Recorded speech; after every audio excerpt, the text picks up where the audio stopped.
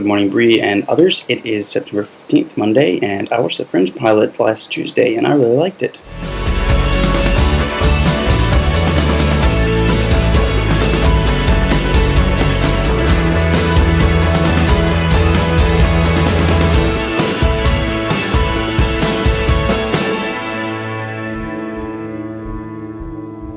Okay, for those of you who haven't yet seen Fringe, this is probably going to contain a lot of spoilers, so if you do want to see it, and you care about not being spoiled, then you should probably turn this off and go watch another video.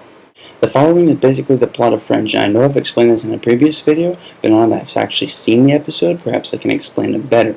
So similar to J.J. Abrams' previous show Lost, this show starts out with an airplane. On this plane there's apparently a man who is taking insulin, however once he injects himself his face melts off and he throws up.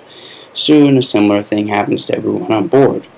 Good news though, unlike in J.J. Abrams' previous show Lost, the plane does not crash but in fact lands itself due to autopilot. I've heard some people complaining that planes can't be landed by autopilot.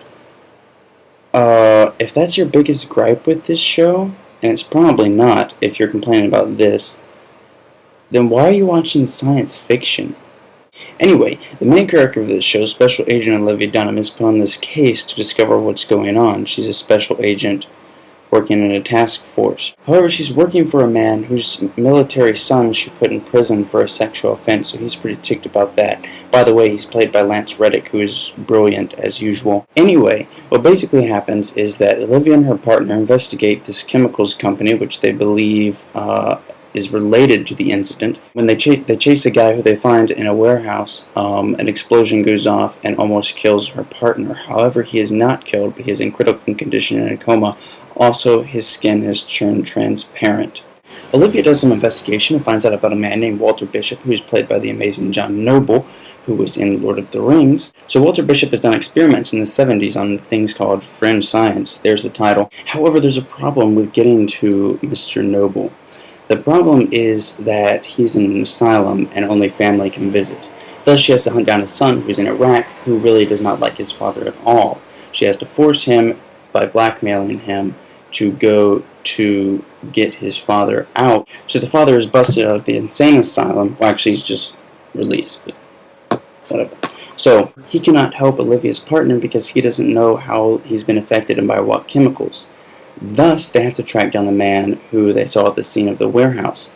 They can't do this, though, because Olivia never saw his face. So what they have to do is they have to connect Olivia's brain and her partner's brain, yes, her partner, who's in a coma, and extract the details. Hint, extracting the details involves fringe science. They track down this guy, find out what chemicals he was using, heal her partner.